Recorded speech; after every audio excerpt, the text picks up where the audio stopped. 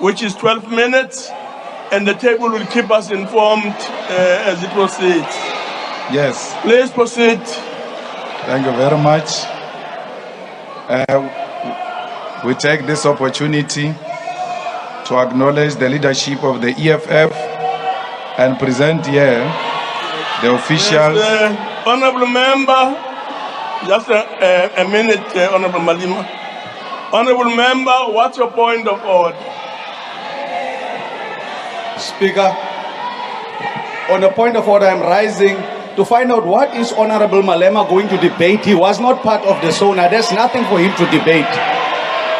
He must sit down. No, unfortunately, Honorable Member, that's not the point of order. Please proceed, Honorable Malema. I have no time for boys. We take this opportunity to acknowledge the leadership of the EFF present here, the officials, commissars from the CCT, PCT, RCT, and BCT members, the ground forces of the uncompromising movement watching from all over the country and the continent, including the African diaspora, importantly, the people of South Africa. We also acknowledge the leadership of the opposition parties present here in Parliament. Under normal circumstances, we're supposed to acknowledge a president and a speaker of Parliament. But for a very long time now, and particularly after the revelations of crimes in Palapala, we can boldly state that the South Africa does not have head of state and president. The one who was there before has renounced his constitutional privilege to continue as President of the Republic of South Africa. South Africa's constitution obliges anyone who is elected as a president to uphold, respect, and defend the constitution, and we can say boldly here that Mr. Ramaphosa has failed to uphold, respect, and defend the constitution. The misconduct of the Speaker on the 9th of February 2023 has also disqualified her as a legitimate Speaker of Parliament. The Speaker referred to members of this House as animals and violated the Constitution and the rules of the National Assembly when she allowed the police to invade Parliament and made it worse by calling on the security forces of South Africa to enter the chambers to intimidate peaceful members of Parliament who had their hands up, holding placards to protest against the sole director of Ntaba Nyoni Estate Pty Ltd, the company that owns Palapala Farm in Limpopo and unlawfully engaged in trade through currencies that cannot be used in South Africa. As a result, we have already submitted a motion of no confidence against Mrs. Nosiviwe Mapisa Ngakula, and we officially withdraw our honor we previously showed her. We also apologize for having showed her the honor when she evidently does not respect Parliament, does not respect the laws of this country, and can do everything to stay in office. Under no circumstances should a democratic Parliament be harassed and intimidated by the state security forces. The Constitutional Court has ruled that the police must stay away from lawmakers. It is the responsibility of the Speaker of Parliament to make sure that members of Parliament execute their responsibility without any fear or intimidation. But once you usher in police inside the chambers, you are effectively saying and allowing the tyrant to intimidate and even possibly prosecute those who disagree with the tyrant. The police must never be allowed inside the chamber because that is where the executive is held accountable. And those who are in power, if they do not have answers, may be tempted to use the security forces to intimidate those who are holding them accountable. I've known the president of the ANC longer than many of you, and he has known me when I was very young.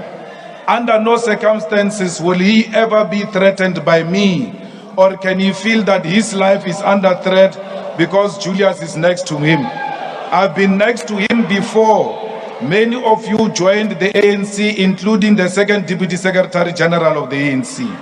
So there is no need for you to behave like you can protect him against the people who sit with him in the chamber, and he does so without even having bodyguards, without being intimidated.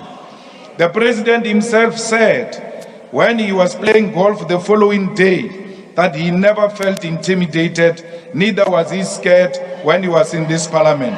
So who are you saying? What are you saying? The people who use your own stomachs to think. The president has put you under the bus, those who said the president was under threat. He said himself was never under threat, neither was he intimidated. So what were the police doing here? They were here because the speaker has lost total control of this parliament, and that's why she must step down. We take this opportunity to pay tribute to fearless ground forces and volunteers who gathered 10 years ago in Uncle Tom's Hall and said economic freedom in our lifetime. The organization that you started 10 years ago is a force to be reckoned with and a fighting instrument in the hands of the people. Despite the fact that you, as ground forces of the EFF, defined the EFF to be, amongst other things, a protest movement, you also said we are a government in waiting. As we are talking here today, we are a government in the city of Johannesburg, where the EFF was founded. And the EFF is responsible for public safety and healthcare and social development. We can assure the people of Johannesburg that the crime in the economic capital of South Africa will go down, and our communities will receive better primary health care, which will be premised on massive public education on health care and health matters. Public safety is what we are going to ensure. We will demonstrate to the people of Johannesburg that we will reduce the levels of contact crime, murder, robberies, car hijackings, assault with intention to do grievous bodily harm in all crime spots of Johannesburg, particularly Hillbrow, GP, Central Johannesburg, Orange Farm, Alexander, Ivory Park, Honeydew, and Midrand. We will not tolerate criminals anywhere in the city of Johannesburg. Our energy services must Honorable Malema, just a minute. I see your hand is up, Honorable Member. Can I find out on what point are you rising? Thank you very much, Chair. I am rising on 14P. The honorable member on the podium have taken this very same house, have litigated the very same house, who have been schooled by him that the president have taken. No, you can howl. We have been schooled by that one. Listen, we have been schooled by that one. He told us that the president have taken parliament to court. Therefore, president cannot address this house. The very same thing he have done it. He does not have any standing to address this house. He is a delinquent. He disrupts the house. Therefore, he must also not be allowed to address the house chair. Thank you very much. Thank you very much, Honorable Member. But that's not a point of order, unfortunately. Please proceed, Honorable Member. There is a difference between addressing and debating. Very thin line. I'm not addressing, I'm debating. We can assure the people of Johannesburg. Honorable Malema, I see there's another hand. Please sit for a minute. Honorable Member, please start off by indicating on what point of order are you rising. On what point are you rising? On what point? Chair, I'm raising on a point of order, quoting Article 14P, on the use of offensive languages by Honorable Malema, who undermined the president and undermined the house by using offensive languages the last time. Now, before Mahoromeja continues to address, Mahoromeja must first apologize to the parliament, or he must not address, because we can't be addressed by Mahoromeja, who undermined this parliament. Thank you very much, Honorable Member. Honorable Members, can I really make a plea that when we rise on a point of order, it should really be a point of order. I'm not going to really allow any other person to make a speech in the pretext of raising a point of order. Please desist from doing so. Honorable Malema. Thank you very much.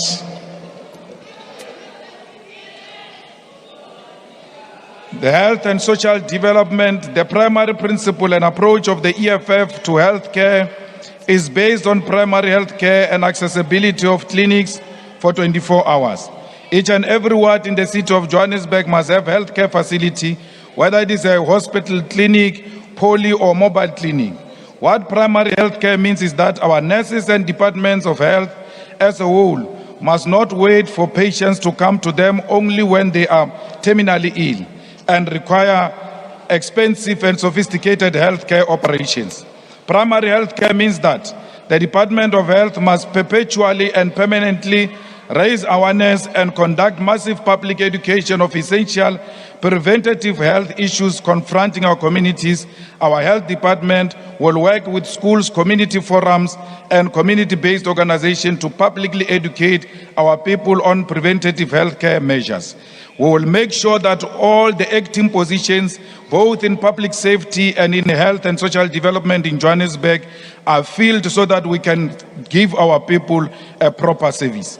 The EFF remains the only dependable and reliable weapon for the total liberation of the working class and Africans here in South Africa, the African continent, and the African diaspora. Throughout the year, we'll be celebrating the 10 years existence of the EFF and preparing for a journey ahead. We take this opportunity to say to the people of South Africa, what you are listening to is not a real state of the nation, it's a hearsay. Our country is in the middle of several man-made crises. The man who's currently at the center of South Africa's crisis is a full-time businessman, animals trader, possibly a puppet of both the domestic and global capitalist interest, who has said that the job of president for him is a part-time job, Mr. Cyril Ramaphosa. Let us start from the bottom. Despite many promises of universal access to early childhood development, millions of particularly black children in villages and townships have no access to early childhood development. What this means is that children of white people are born with strategic advantage and privilege over black children because white people's children start education before even turn 2 years old, while black children are only given access to education at the age of 5 and 6. And even when they go to school, these schools do not have the advanced technologies and teaching support system available for white children. This year will mark exactly 29 years since the first inclusive elections, yet we still have primary and secondary schools that use pit toilets, and we still have schools without electricity, without water, without access to basic necessities. The reality is that public education in South Africa has collapsed and has opened space for extremely expensive private schools which majority of our people cannot afford and cannot reach. In the year 2022, almost 1 million students wrote their senior certificate examination, matric, and yet there are less than 200,000 spaces available in universities of technology and universities because no one amongst those who are in government planned for the future of these students. In actual fact, there's been more than 4 million applications into institutions of higher learning when the spaces available are less than 200,000. Despite the former president of the ANC announcing fee-free higher education in 2019, there's still no free decolonized education in South Africa. Academically deserving yet poor students are being turned away from institutions of higher learning because of lack of money. Those who protest against fees are being shot and killed with no consequences, like fighter Madonsela was killed at the Durban University of Technology. There is still a shortage of more than 500,000 beds for students at TVET colleges, University of Technology and universities, and without decent and safe accommodations, students are subjected to high levels of crime, abuse, and often taken advantage of by different people. The South African government has neglected its obligation to create a safe and conducive teaching and learning environment for students. Those who sacrifice and go through endurance of finishing their students are often thrown into a very large section of the unemployment in South Africa. More than 12 million capable South Africans who are looking for jobs, including those who are discouraged, cannot find jobs anywhere because there is no meaningful program to create jobs for young people. Unemployment in South Africa is too high, and as if that is not enough, the South African Post Office has announced that it will be worsening the crisis of unemployment through retrenchment of more than 6,000 workers.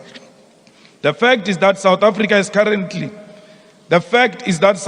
currently has close to 20 million people who are dependent on social grant, and it's not a cause for celebration, particularly when viewed from the fact that even these social grants do not eliminate poverty. There is absolutely no child and definitely no adult who can survive and thrive with $350 or $450 per month, whereas in a country with rising costs of living. Not even the dogs of the presiding president survives on $450 per month. The form of social assistance provided by government since 1994 has not been impactful in reducing poverty because the current government is incapable of creating jobs and taking our people out of poverty. Landlessness is still the biggest challenge confronting our people, and our attempts as the EFF to resolve the land question was undermined by the puppets of neocolonialism and imperialism. We are here today with still working under a constitution that protects the rights of stolen property because the land in the ownership and control of colonial settlers and their descendants is stolen land, and no amount of lies will hide the fact that settlers are in possession of stolen goods.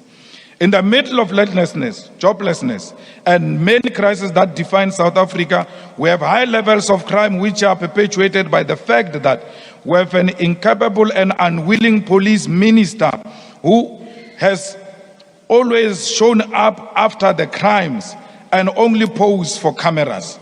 This leader has demonstrated that he has got nothing to offer except to project himself as a modern-day model. He is indeed a certified fool without any alternative to reducing crime in South Africa. We said before that the current leadership of the police is incapable, and we are firmly called for the removal of some of these imposters, and our cries fell on deaf ears. Let's see the point of order, listen to the point of order.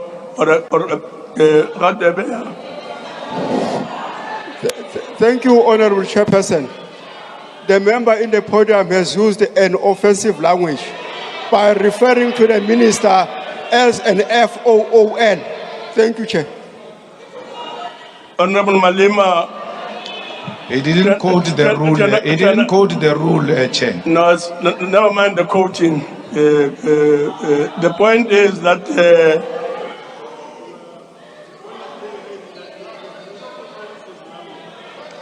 I can't hear you, Chair. Switch on. They wrote for you. Switch on. Honorable Malema, please behave. I can't hear. Please behave. But I said I can't hear. Please behave. I can't hear. Now, Honorable Malema, I'm calling upon you to withdraw the use of an offensive word, and that word is fool. I withdraw, Chair. Thank you We very have much. on several occasions called on the President to release the clever minister who has always shown up for cameras all the time there is a crime scene with an intention of arresting wrong people and mess up the crime scene and mess up the case. Today we speak, crime has gone very high in South Africa in all respect. We don't even want to talk about GBV. We don't want to talk about cash in transit haste. We don't want to talk about contact crime because the leadership of the police is in cahoots with the criminals. The only way we can be defeated in dealing with crime is only when the leadership of the police is working with criminals. The leadership of the police works with drug lords. The leadership of the police works with Nkabis. The leadership of the police is in the payroll of hitmen and women of this country. The leadership of the police actually planned the assassination of our deputy president, a matter that we brought to the attention of the president, that the minister was involved in the plot of killing the deputy president of the EFF. This is a matter that has been reported Honorable and has Malema, been confirmed. Honorable Malema, please take your seat. Honorable Khatebe, on what point are you rising? Chairperson, thank you, Honorable Chairperson. The member has cast aspersions on the minister without substantiating the fact. Yes.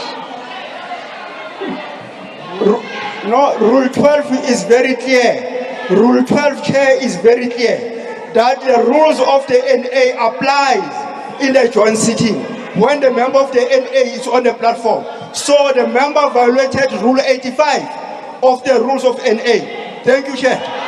Honorable Malema, I'm sure by now you know that if you are to make an allegation such as the one that we have made now, you need to have a substantive motion put in front of the House so that the matter can be thoroughly debated, considered and debated. So I'm asking you again to withdraw. I withdraw, Chair. Thank you very much.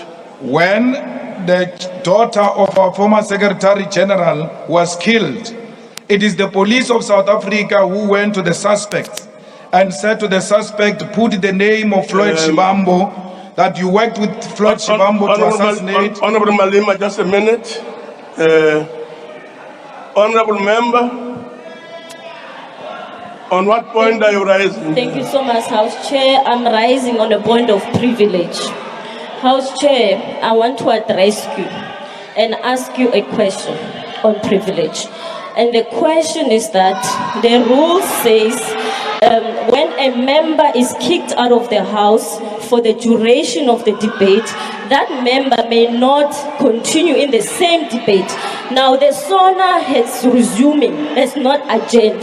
Now the same member was kicked out of the sitting in the same debate. So I want to ask you, you can come back later and make a ruling around it. The question is that, is the member per the rules allowed to continue and participate in the debate when he was moved out of the debate? Thank you.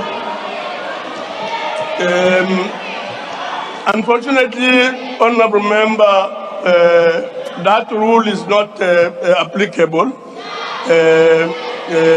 So the member has a right to participate in the proceedings, but issues such as the ones that you are raising can be pursued in the Joint Rules Committee and in other related parliamentary structures. Thank you very much. Please, Honorable Malema, please proceed. Thank you very much. The Deputy President of the EFF has been targeted by the leadership of the police, which was willing to connive with suspects and persuaded the suspects to put the name of the Deputy President of the EFF in the murder of our former Secretary General's daughter. When they refused after being beaten, money has been offered to them to implicate the Deputy President of the EFF in the murder of our own daughter. Why do they do this? It is only known to them. But I'm using this example to demonstrate to you that the leadership of the police is working with criminals. And for as long as the leadership of the police is working with criminals, we will never defeat crime in this country. It is the responsibility of the so-called president to remove Honorable Begitele with immediate effect, because he has failed the people of South Africa.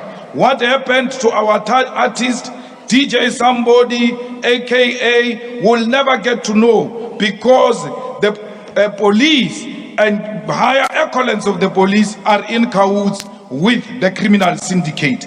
We cannot fight crime well led by criminals. We must first get rid of criminals in order to defeat crime.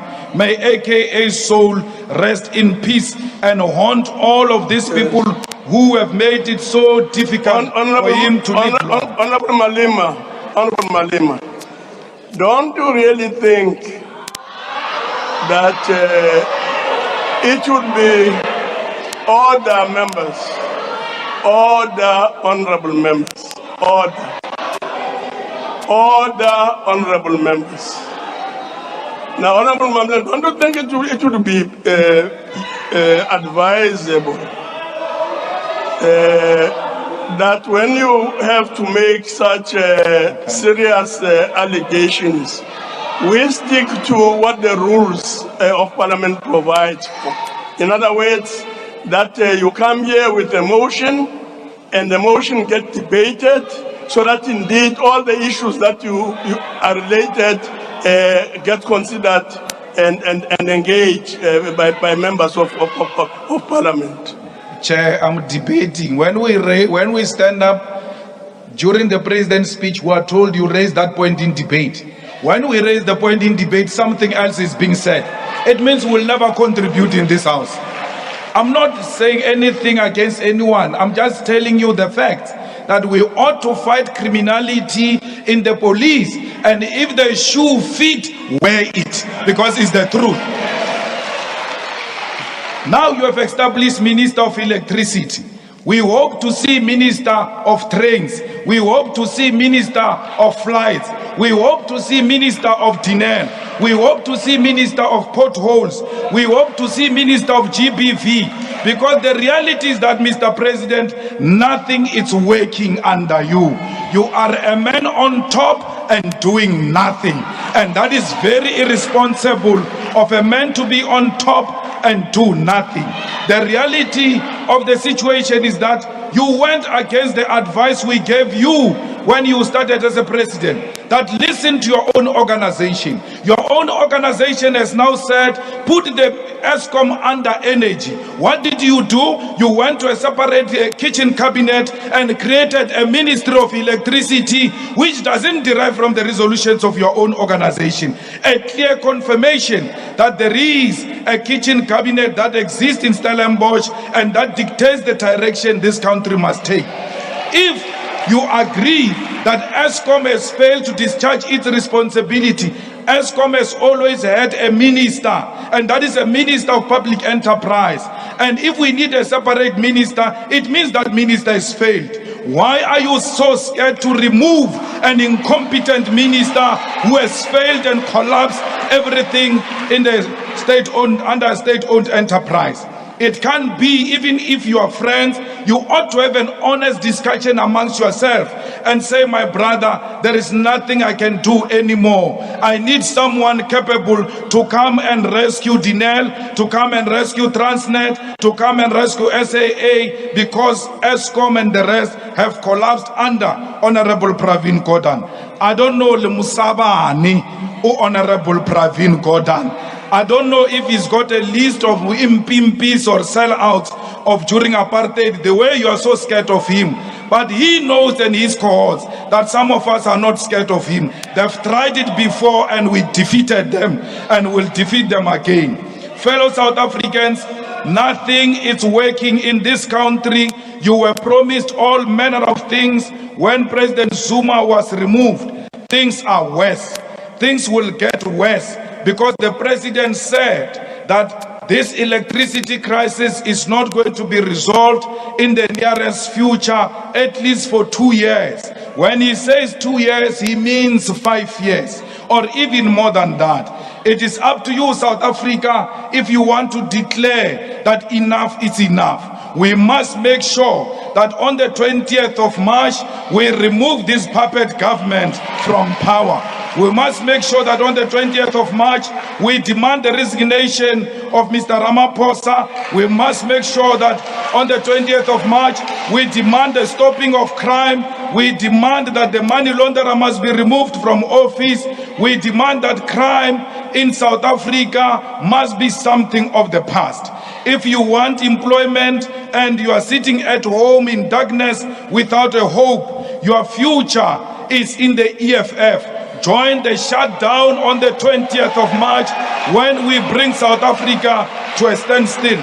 Only cowards who are in the pockets of capital will be scared to come to the streets on the 20th of March.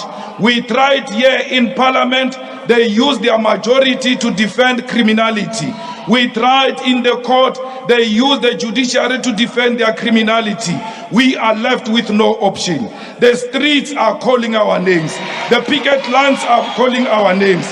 And all South Africans, we look forward to seeing you on the 20th of March 2023. Only the fearless will be on the streets and holding this puppet government accountable.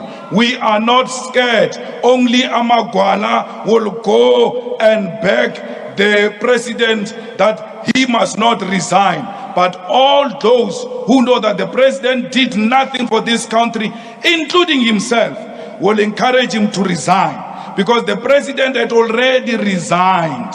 And once you have resigned and you are convinced by affection to stay, you must know that it is only the body that remains there. The conscience is gone, because the conscience is the one that wrote a letter. No amount of factionalism can bring back that conscience. I don't know what the deputy president, the former deputy president, is doing here. He allows them to use him against Paul Mashatile, but he knows that these people don't want him. They don't want you. Stop pretending that they want you. And former Deputy President Didi Mabuza, please join the streets on the 20th of March in Mpumalanga. All of us, please, let's go on the streets on the 20th of March. Patria muerte! Patria muerte! Patria muerte! Thank you very much.